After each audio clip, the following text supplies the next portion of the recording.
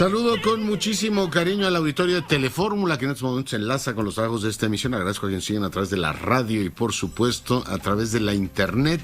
Hoy es jueves 13 de enero y tenemos mucha información. Siguen incrementándose los contagios, 43.523, 148 decesos. Es el reporte del día de hoy. El aeropuerto capitalino sigue con gravísimos problemas, 614 vuelos cancelados, 485 son de Aeroméxico.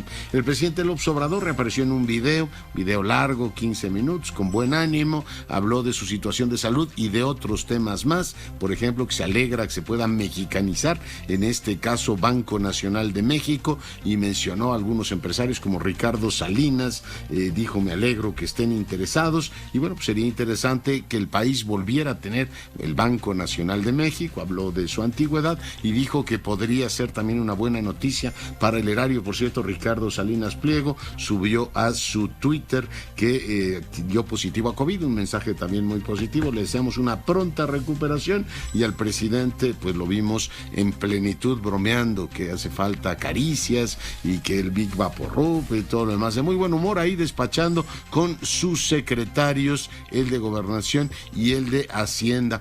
Por cierto, el secretario de Gobernación de la mañana dijo que no hay margen en el presupuesto para darle más dinero al INE. Parte de lo que dijo fue esto: no hay margen en el presupuesto de egresos de la Federación que permita destinar cantidades adicionales a una ampliación presupuestal de un órgano autónomo. Eso dijo el secretario. Pues si no hay dinero, uno se pregunta para qué gastar en cosas que no necesariamente son prioritarias. Lorenzo Córdoba dijo lo siguiente sobre el plan anunciado el día de hoy. Acaban de descubrir cómo abaratar el costo del INE. Pues hay que desenmascarar cuando estas propuestas están formuladas, pues digamos, sin ningún sustento técnico mínimo, ¿no? Y alguna seriedad. Parte de lo que dijo. Hace un momento platiqué con Jaime Rivera, consejero que lleva la Comisión de Presupuesto, consejero del INE, y esto me dijo: vamos a analizar objetivamente esa sugerencia, que es solo eso, porque el INE es un organismo autónomo. No vamos a renunciar a nuestras funciones esenciales que tenemos por mandatos constitucionales y legales. Bueno, y a la secretaria de Educación hoy le preguntaron: oiga, pues resulta que le pusieron una multa morena porque usted le retenía el 10% a los trabajadores de Texcoco, y esto dijo: no tengo nada. ¿Quién tendría ahí que pagar la multa? ¿El partido? Ahí el tribunal ya dio el dictamen. ¿Pero usted qué respondería? Porque usted no, nada. O sea, no, lo que han sostenido es que fueron recursos para ayudar a la gente. No doy nada de opinión. ¿Pero alguna postura, maestra? No, somos muy respetuosos y lo que determina el tribunal.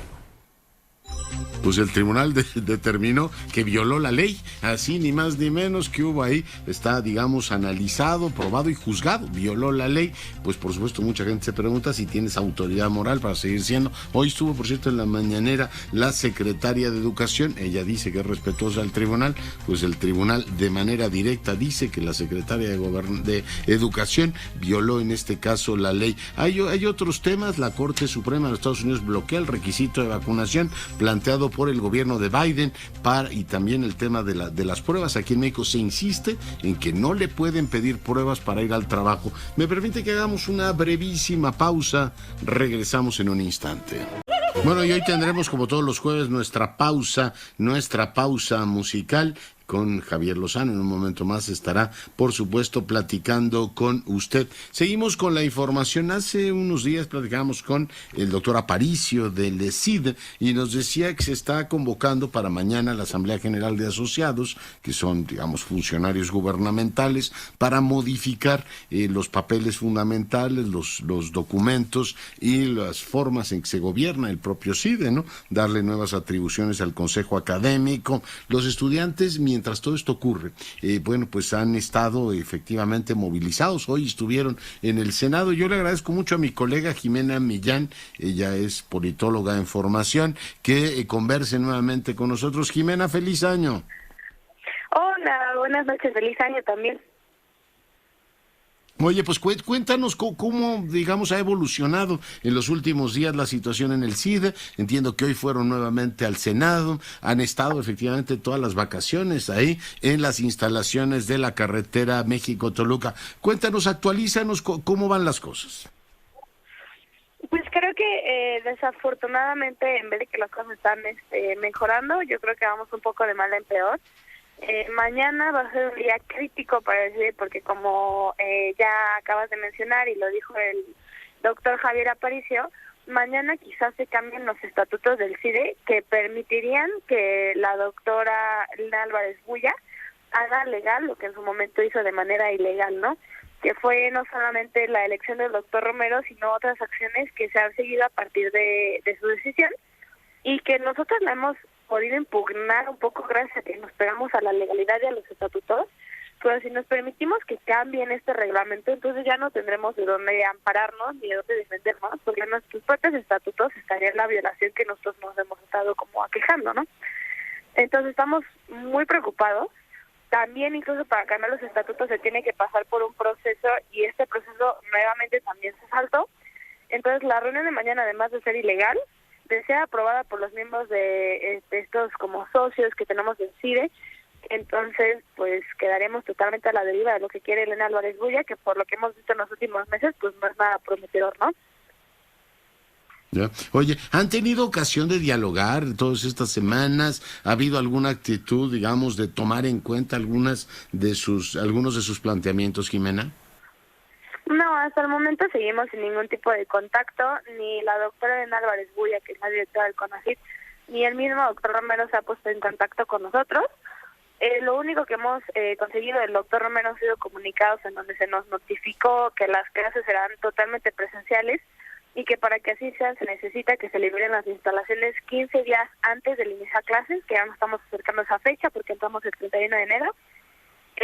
Desafortunadamente no hemos tenido más información. Estamos muy preocupados que además esta decisión del doctor Romero por regresar a clases presenciales sea para sacar a los alumnos que en este momento recuperamos las instalaciones más que un intento por la educación, dado que por la nueva ola de Omicron tener clases presenciales es un riesgo para la salud de todos, ¿no?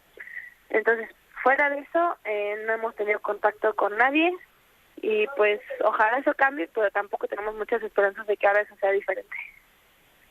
Oye, en diciembre hablaron con alguna senadora. ¿Ha habido alguna interlocución en el Poder Legislativo, algo que pueda mover en algún sentido esta situación que ya tiene bastante tiempo, Jimena? Hoy afortunadamente nos volvieron a recibir, nos recibieron unos senadores del Movimiento Ciudadano. Sin embargo, ahorita pues el Senado de la República todavía no regresa a la totalidad de sus funciones y no nos dijeron algo diferente a lo que ya nos dijeron en la última ocasión. Ellos ya nos habían reiterado que nuestro intermediario no podían ser ellos, sino que tenía que ser Segov, y tampoco hemos tenido ningún acercamiento por parte de Segov. Entonces podríamos decir que estamos un poco igual. Es esperanzador saber que hay una autoridad que nos apoya y de alguna manera incluso está a nuestro lado, que es el Senado, pero más allá de su apoyo solidario, que siempre es muy bienvenido, pues parece que seguimos en esta situación un poco estancada. Ya. Pues Jimena, te agradezco mucho que hayas estado esta noche con nosotros y vamos a ver qué ocurre mañana con esta reunión de la Asamblea General de Asociados. Saludos. Claro que sí, muchas gracias y lindo día.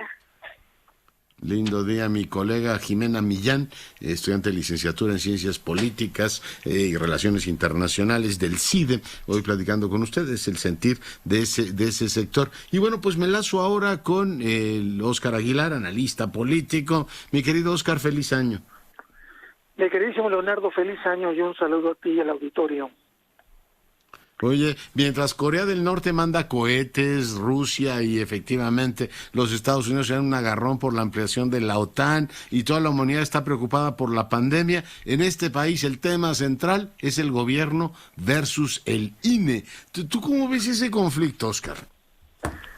Mira, tiene dos niveles, Leonardo. En primer lugar, yo siempre voy a reconocer la extraordinaria capacidad de este gobierno para poner los temas en la agenda política que son de la menor relevancia para la gente en su conjunto y para el futuro del país. Eso hay que reconocerlo, Leonardo. En segundo lugar, este tema del INE tiene todos los ingredientes de la perversión política, ¿no? nadie pide la revocación, el presidente toma la iniciativa de hacerla para legitimarse, para sentirse respaldado, para fortalecer a sus bases sociales y clientelares. Nadie le pidió eso, él lo ofrece como una medida de si quieren me voy. Le pide al INE, y bueno, primero a Morena y en el Congreso que se haga oficial en la Constitución, y luego no le da la lana al INE para organizarla, ¿no? Entonces la conclusión es, pues se quieren amolar al INE, ¿no? ¿Y con qué fin? Pues debilitarlo, porque es la instancia clave, crucial, fundamental, pues para garantizar la democracia y la competitividad de los procesos electorales. Entonces, eso es lo que a mí me consterna, Leonardo, en ese sentido, ¿no? O sea, un INE debilitado, acorralado. Hoy en la mañana creo que fue el presidente de la mesa directiva el que dijo que estaban con el INE del pueblo, ¿no? Como si las instituciones fueran propiedad de grupos sociales, ¿no? Con la misma definición de institución, pues es para todos, es del país, es del Estado. Pues sí. Oye, pero no, el presidente el presidente de la Cámara de Diputados no está asumiendo ya la función del coordinador de los diputados de la mayoría. Yo veo que al diputado Mier pues como que lo ha opacado en este debate, y en teoría el presidente de la Cámara pues es el representante de la Cámara, ¿no? De un poder del Estado, no el jefe de la mayoría. Es el que quería entambar a los consejeros. Tú dices, bueno, pues ya aquí el proceso de desinstitucionalización pues llega a niveles de decir, bueno, ¿qué nos está pasando, no? Me recuerdo mucho, o sea, digamos, es una estrategia política. Yo entiendo, uno como analista, ¿verdad?, entre comillas, evalúas tú la racionalidad de un actor, los intereses, las estrategias, pero cuando tú y la gente ve que esto se lleva entre las patas políticas, por llamarlo de una forma coloquial, las instituciones, y más esa que tanto trabajo costó construir, pues sí es un signo muy preocupante, ¿no? Y luego pues Oye, está ahí lo de la pandemia, pero tú que tienes el pulso de los sexenios, como diría Bazáñez, fíjate, te pongo un elemento que tiene que ver con el tiempo, ¿no? Tienes un sexenio que va a la mitad y por tanto el presidente sabe que su ventana de oportunidad de hacer cosas se reduce a 2 añitos más. Te pongo un ejemplo, veo que China, por ejemplo, ahora mismo ha rebasado por primera vez los 6 trillones, trillion en inglés, de comercio, ¿no? De volumen de comercio, con lo cual pues tienes una economía que no para de crecer. Leía un texto sobre por qué Xi Jinping ha concentrado tanto poder y dice que su gran afán es lograr resolver en esta generación la trampa esta que llaman del ingreso medio, ¿no? China ha sacado de la pobreza a mucha gente muy rápido, pero se ha estancado en un ingreso medio, que es un poco lo que le pasa a México, que no ha logrado dar el gran salto. Dice Xi Jinping, tengo una ventana de oportunidad que dura una determinada cantidad de tiempo para hacer un gran proyecto. Cuando yo veo el calendario, veo 3 años y veo que el presidente está metido en esta bronca para ver si deshace el INE, yo digo, ¿no ven que su ventana de oportunidad para cambiar realmente este país se está cerrando, Oscar? ¿O la prioridad está por el lado político y el tema es cómo le hago para quedarme más tiempo en el poder? No necesariamente el presidente, pero sí su partido, Oscar. Lo último, Leonardo, esta última opción que tú dijiste, eso es lo que ve este gobierno. Este gobierno no piensa en términos de Walmart. Este gobierno no ve Walmart, ve la tiendita de la continuidad del poder.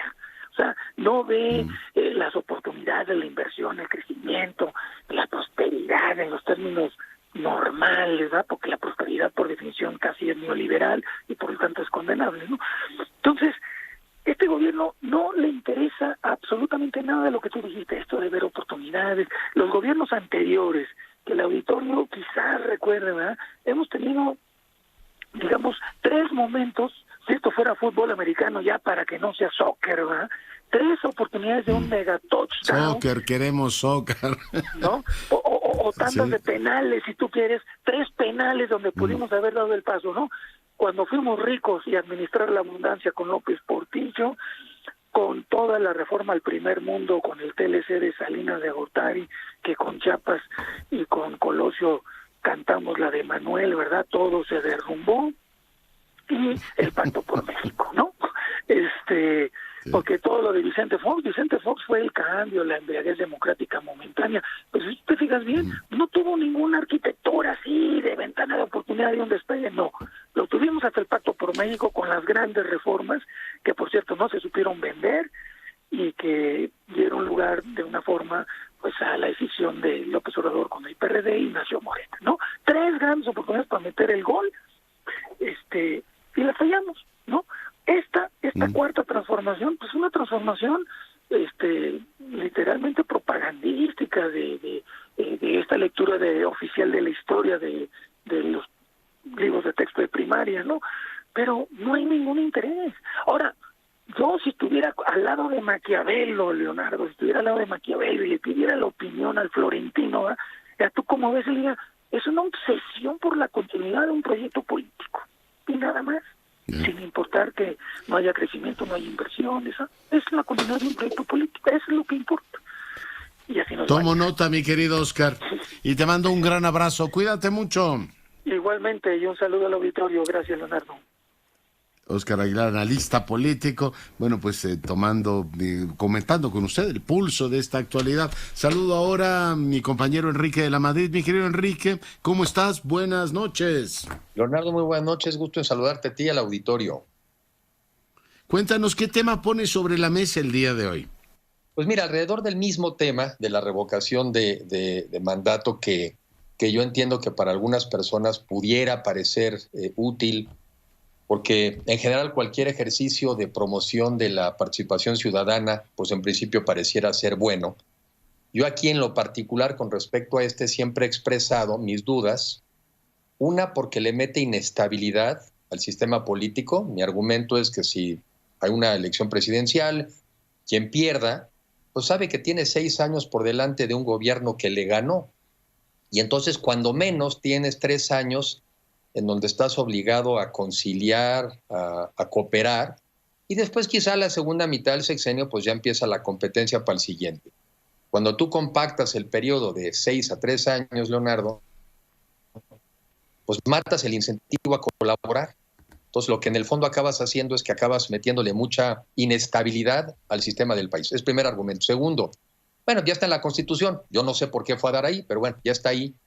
Al final del día no se cumplen los supuestos porque yo no veo que haya un reclamo generalizado de la población para que se termine el mandato del presidente López Obrador.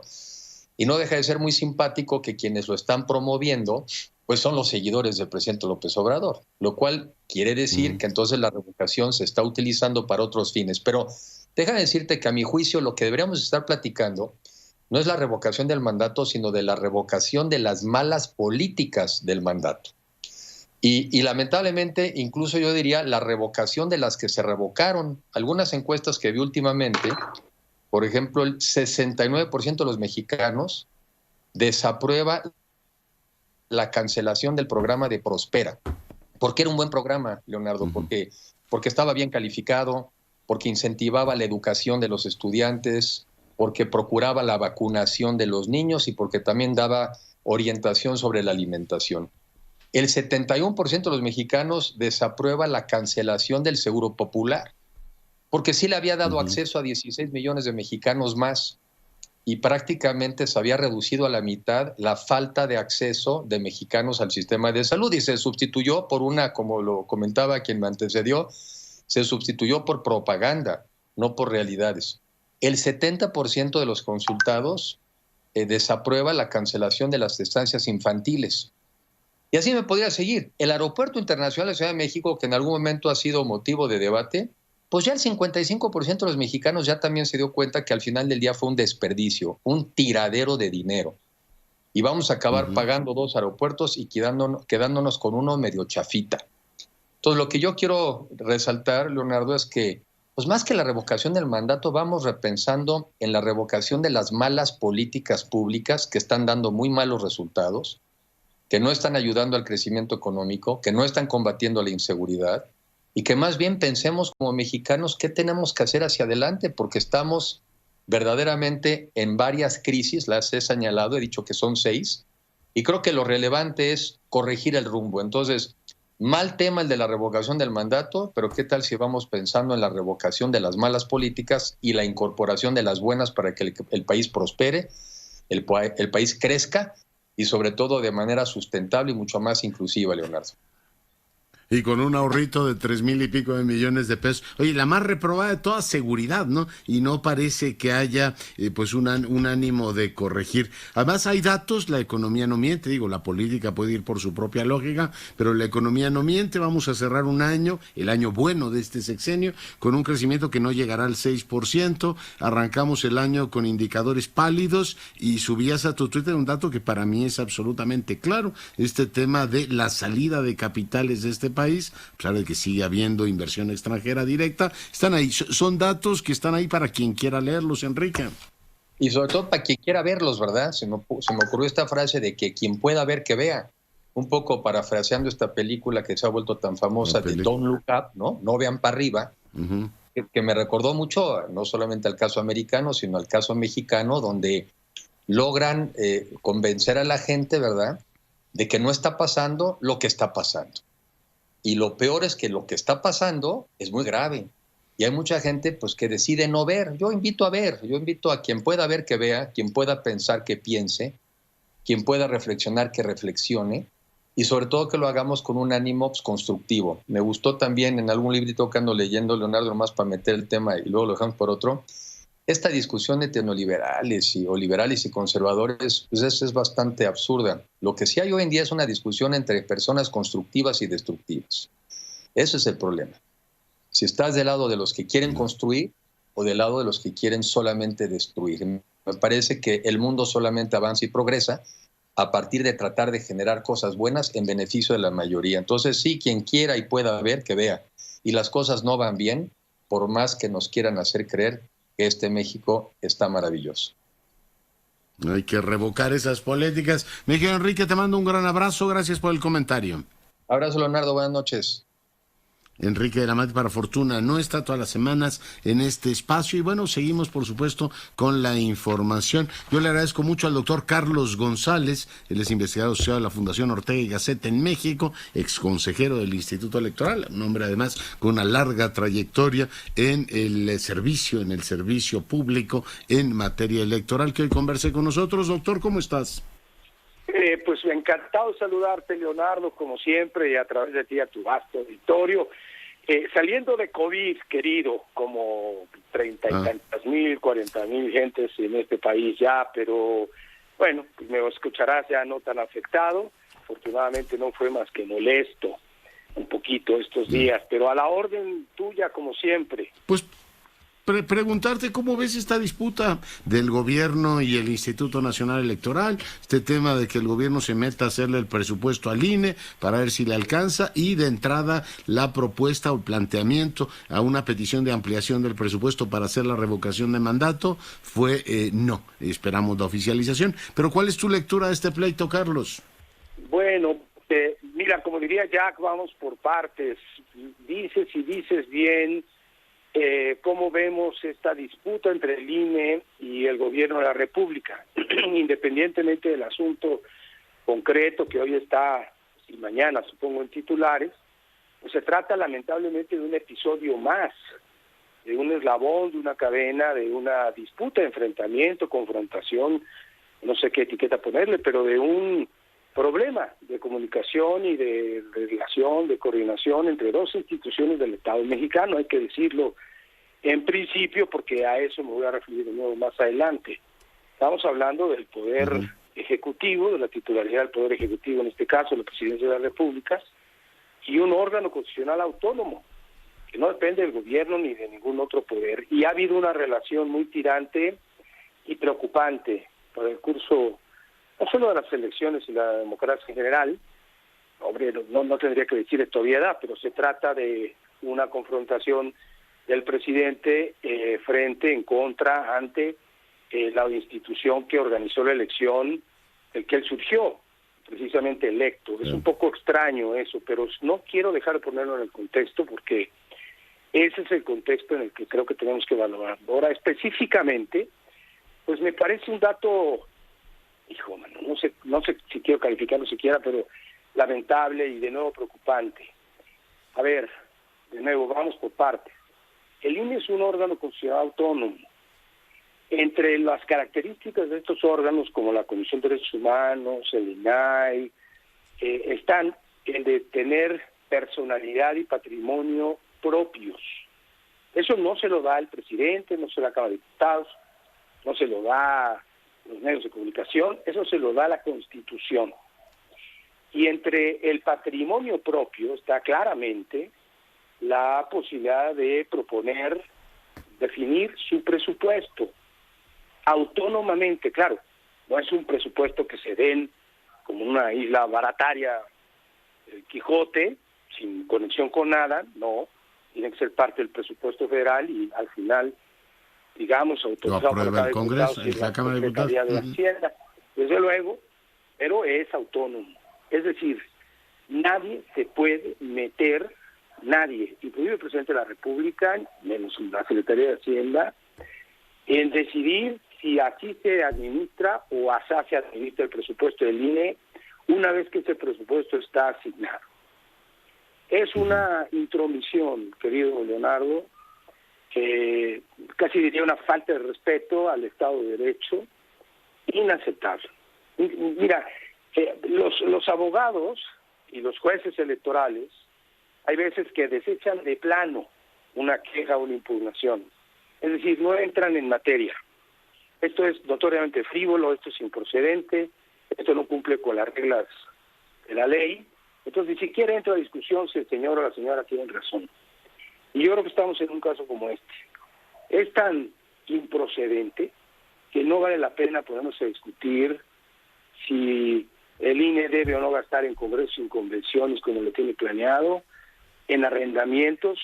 Bueno, ¿dónde quieren que el INE sesione? Entreguen las credenciales, me decía Jaime Rivera. Pues sí, en algún lugar, ¿no?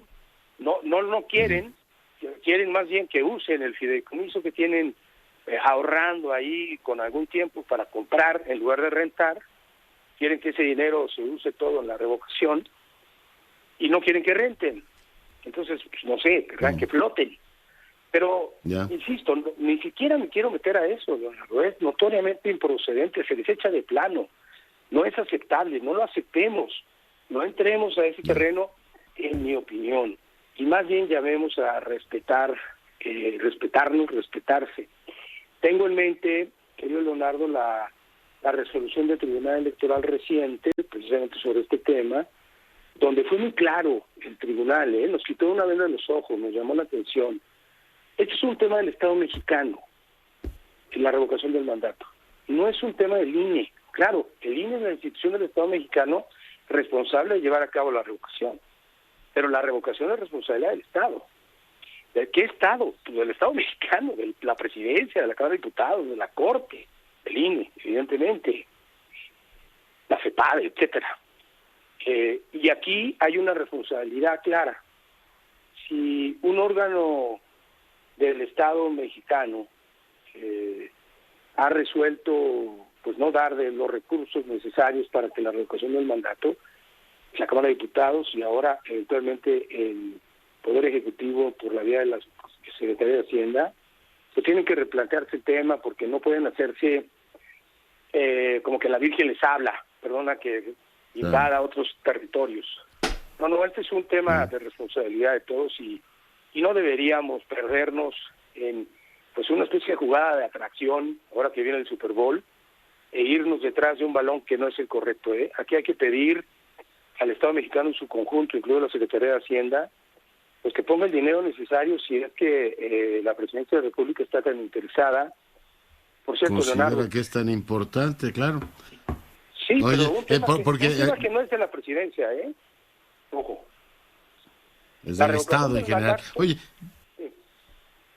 No, en principio no debería ser, se supone que es un instrumento de la sociedad y yo veo aquí al presidente, al secretario de Gobernación más preocupados porque se ve y a la mayoría que propiamente una sociedad que lo exige como un instrumento para equilibrar políticamente, pero también me quedo, lamentablemente nos tenemos que ir, Carlos, de tu muy importante comentario, con una sensación de que estamos mandando a la inutilidad, a lo poco relevante buena parte de la decisión política, como ocurrió con la consulta popular del año pasado, que tanto se discutió, pero finalmente no tuvo absolutamente ningún efecto y solo fue un elemento polarizador en su momento. Pero bueno, te agradezco mucho el comentario, el tiempo, Carlos, y te mando un gran abrazo. Otro para ti, querido, que todo vaya bien, mucha salud y recupérate, cuídate. El doctor estoy. González Martínez, investigador de la Fundación Ortega y Gasset en México, hoy platicando con usted. Pausa, volvemos. Bueno, y seguimos con la información. En un momento más, la pausa musical. Fíjese que platicaba con Carlos González y me deja cómo es útil escuchar a gente inteligente y después, efectivamente, de oírlo, pues en este debate sobre la revocación del mandato y la locución hoy del secretario de Gobernación diciendo que no hay dinero. Pues yo recuerdo todo el esfuerzo inútil, toda la sensación de insatisfacción que dejó la consulta, hasta que decían que era fundante y había que preguntarle al pueblo si procedían contra los expresidentes. Ahí está Peña Nieto, sigue muerto de risa jugando golf y todo lo demás. No sirvió para nada. Nos dejó una sensación de inutilidad, de energía política perdida, de justificaciones barrocas de la Suprema Corte. ¿Se acuerda que hizo ahí una redacción incomprensible?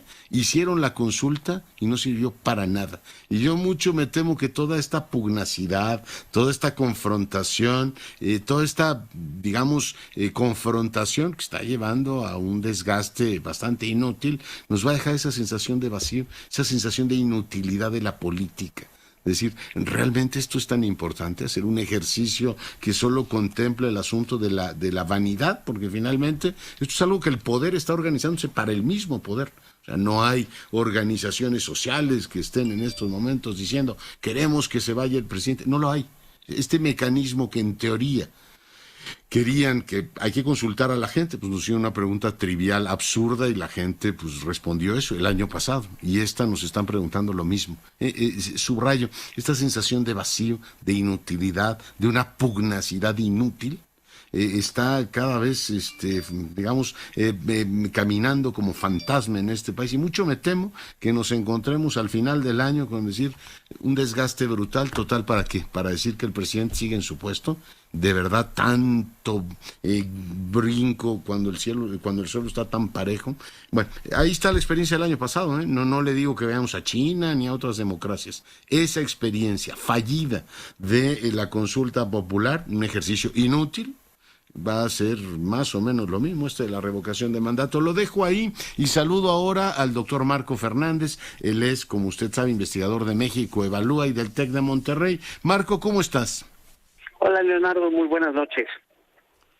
Oye, pues te hago una pregunta directa. ¿Tiene autoridad moral para conducir la SEP Delfina después de lo que ha determinado el Tribunal Electoral del Poder Judicial de la Federación, Marco? Híjole, pues con toda franqueza, es difícil pensar que haya dicha autoridad, porque pues el tribunal revisó las pruebas de la acusación y encontró que se ratifica la culpabilidad respecto al retener de manera ilegal el salario a colaboradores cuando ella era presidenta municipal.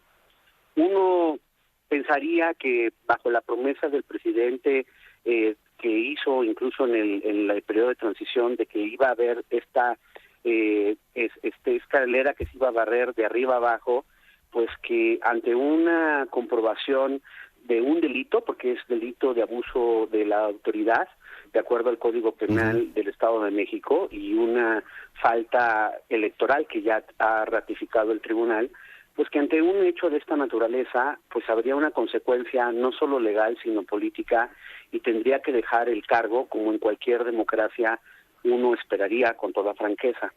Pero eso no ha ocurrido, y al igual que pasa con ahora la subsecretaria del Bienestar, que también ha sido acusada por retener de manera ilegal salarios cuando ella era directora del DIF, pues la escalera de la corrupción que tanto prometió el presidente López Obrador que se iba a barrer de arriba abajo, pues resulta que la escoba, las cerdas cuando se trata de personajes cercanos a Palacio, pues no barre, ¿no? No barre cuando fue el hijo de Manuel Bartlett o del propio Manuel Bartlett, que tiene una serie de propiedades inconsistentes con su salario, no barrió cuando fue el video que se documentó del recurso en efectivo que recibió el hermano, y la lista es larga de personajes que pues han cometido presuntos actos de corrupción, y el presidente pues los tolera a pesar de la promesa que hizo de barrer la corrupción. Pues sí, es un tema muy importante, porque la educación nacional es un tema fundamental. Un minuto te retengo, Marco. ¿Hay alguna novedad de los libros de texto? Hoy se habló precisamente del tema en la conferencia mañana. ¿Tienes tú, que sigues o monitoreas estos temas, alguna novedad en ese frente? Pues la verdad no, porque una de las cosas que es increíble es que en medio de ahorita la emergencia educativa que ha provocado la pandemia, no hay los prometidos nuevos planes educativos derivados de la reforma educativa aprobada en 2019, no hay diagnóstico de las afectaciones de los aprendizajes, y por supuesto que esto de los libros de texto, pues cómo se puede crear libros de texto que respondan a planes de estudio cuando estos no existen.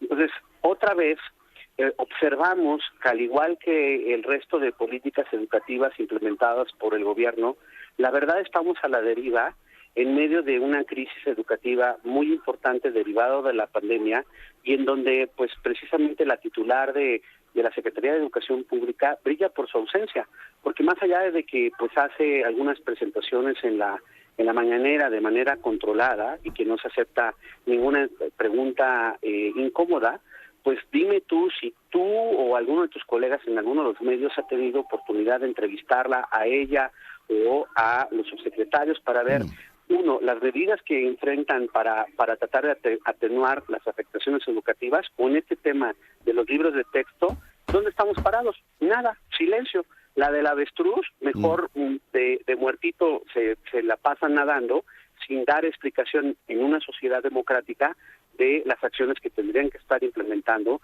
ante la emergencia educativa. Así estamos. Mi querido Marco, te agradezco mucho el comentario, te mando un abrazo y te deseo un gran año. Igualmente, Leonardo, muchas gracias y buenas noches. El doctor Fernández es investigador de México Evalúa y del TEC de Monterrey, hoy pues expresando su punto de vista, conversando con usted. Vamos ahora a la pausa musical.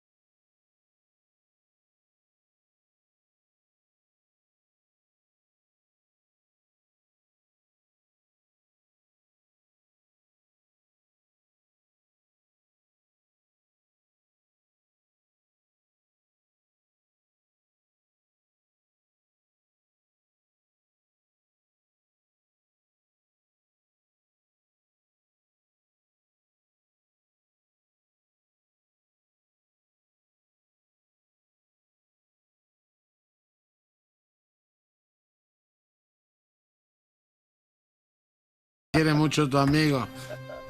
No, la verdad es que, miren, les voy a platicar. Esta tarde dije, bueno, ¿de qué puedo hablar hoy? No tengo una efeméride, pues así significativa para estos momentos, para estos días. Y pues me tomé la libertad de escribirle al propio Leonardo. Le dije, ¿qué será bueno? ¿De qué podemos hablar o de quién podemos hablar? Y Leonardo fue quien dijo, ¿y por qué no hablas del gran maestro Enrique Arturo Diemek? Quien va a estar, por cierto, en México la próxima semana, nos vamos a reunir con él. Pero bueno, es ocasión para hacerle un homenaje a un director de orquesta mexicano que verdaderamente ha trascendido mucho más allá de nuestras fronteras. Este hombre, que es compositor, violinista y director de orquesta, verdaderamente es un gran embajador de México en el mundo, haciendo buena música con la pasión que le caracteriza. Esto que estamos escuchando es el primer movimiento de la segunda sinfonía de Mahler, La Resurrección, que, bueno, pues es una obra maestra, después del Titán de la primera sinfonía. Bueno, pues esta es una obra que verdaderamente, no es extraordinaria, pero este hombre se las tenía de memoria, además, todas estas sinfonías. Debo presumir, porque pues esto sí, ni modo que no lo presuma. A mí me tocó ver todo el ciclo Mahler que hizo con la Sinfónica Nacional en el año de 1994 en Bellas Artes. ¿Sí?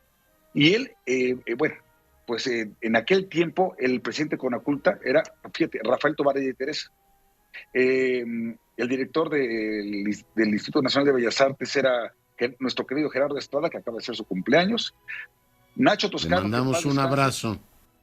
Sí, y Nacho Toscano, que en paz descanse, era el subdirector general, y Ricardo Calderón, el gerente general del Palacio. Pero bueno, pues no es, ahora sí que, como dijera aquel, el convaleciente, no es por presumir, pero a mí me encargaron en ese momento que elaborara yo el programa de mano de 2 de las sinfonías, de las 9 sinfonías de Mahler, la sexta y la novena. ¿Sí? Y aquí tengo, para presumirles, el programa 1994, ¿no?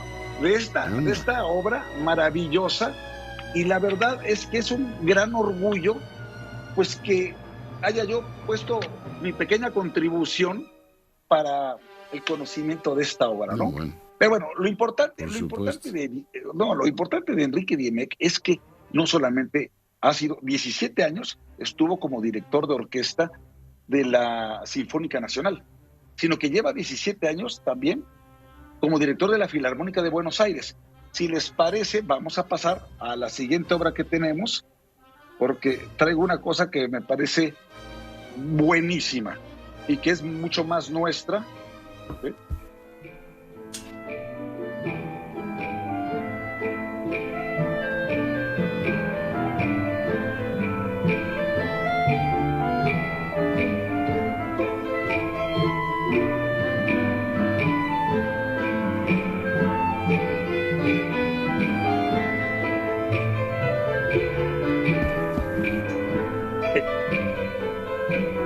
¡Qué cachondo ritmo, caray! Nadie toca esta como la sinfónica, ¿no? No, es que de verdad esta es una cosa de locos que verdaderamente, bueno, ahí falta el nombre del compositor, es Arturo Márquez, el autor de este danzón número 2, pero yo diría que las 2 mejores versiones que he escuchado es con Enrique Diemec y con Alondra de la Parra, que lo hace maravillosamente. Y esta es una obra que tiene un ritmazo y una orquestación increíble. Digamos, quizás no tan famosa como el guapango, pero el danzón, escuchen nada más que sabroso ritmo, ¿no? Pero ahí va. También está abriéndose paso. Fíjate que ayer me decía Bruno Figueroa, nuestro embajador en Corea, que uno de los eventos que tendrá lugar este año llevarán también ahí el danzón, y bueno, pues habrá efectivamente música mexicana en Corea. Lo digo nada más como coincidencia. Adelante, Javier. No, es que tenemos muy buena música mexicana, sobre todo la música de Carlos Chávez, de Silvestre Revueltas, de José Pablo Moncayo, de veras, música muy trascendente, pero aquí al maestro Diemec nos demuestra que es de una versatilidad absoluta, así como lo vimos tocar Mahler y todo el ciclo de Mahler, te puede tocar, bueno, ha dirigido más de 30 producciones de ópera y de ballet. ¿Sabes cuántos años lleva como director de la orquesta de Flint en Michigan? 33 años lleva. Pues fíjate nada más todo este récord. 17 con Sinfónica Nacional, 17 con Buenos Aires, con la de Flint, luego también con la orquesta St. Paul Chamber Orchestra, y bueno, fíjate los solistas que han pasado bajo la batuta de Diemec. Ahí te van algunos nombres, nada más para que te apantallen.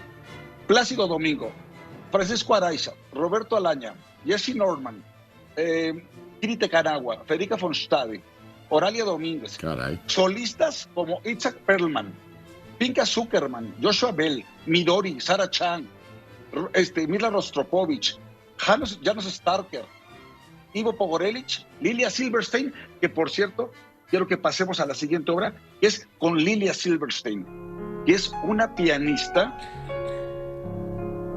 formidable.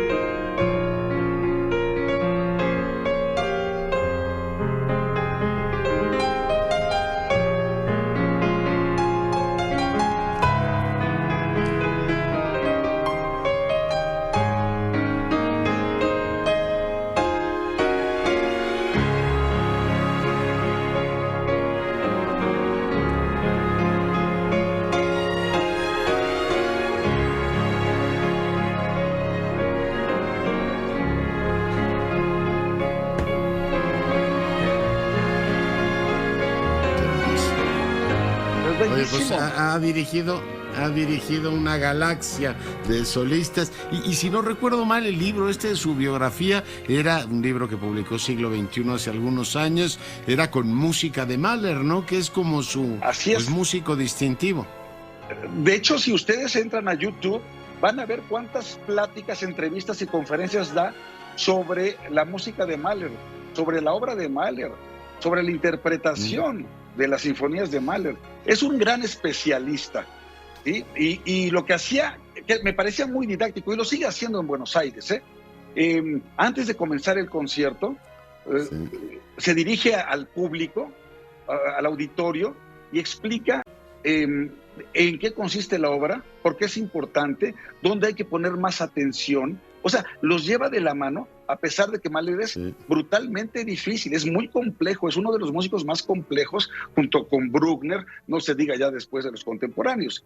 Pero Rachmaninoff y Lilia Silberstein, que yo les recomiendo que la sigan, porque ha grabado en Deutsche Grammophon los conciertos para piano de Rachmaninoff, lo hace maravillosamente. Ahí decía variaciones sobre un tema de Paganini, es Rapsodia sobre un tema de Paganini, es lo mismo. Esta creo que es la número 18, la variación número 18 de esta Rapsodia. Se hizo famosa en su momento por ser de la música de Pide al tiempo que vuelva, creo, ¿no? Ah, claro. Sí. ¿Te acuerdas? Sí, una película muy famosa, sí. Muy famosa. Ahora que lo dice, recordé, sí. Pero fíjate, esa variación que parecía tan sencillita y muy romántica y muy bella, ahora ve la dificultad pianística que tiene.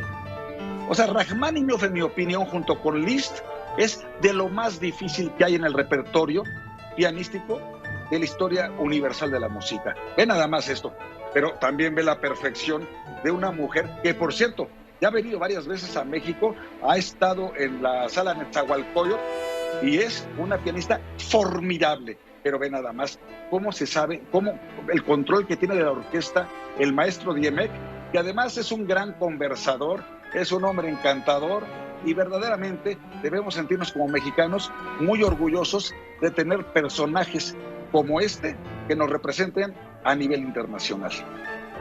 Pues magnífico tema. Te agradezco muchísimo, mi querido Javier, que hayas compartido el día de hoy esta reflexión. Nos vemos la semana próxima, si te parece. Así será. Muchísimas gracias. Saludos cordiales a todos. Muy buena noche. Gracias, Javier Lozano, para Fortuna Nuestra, todos los jueves. Con su pausa musical nos vamos. Cuídese mucho y sea rabiosamente feliz. Se lo merece.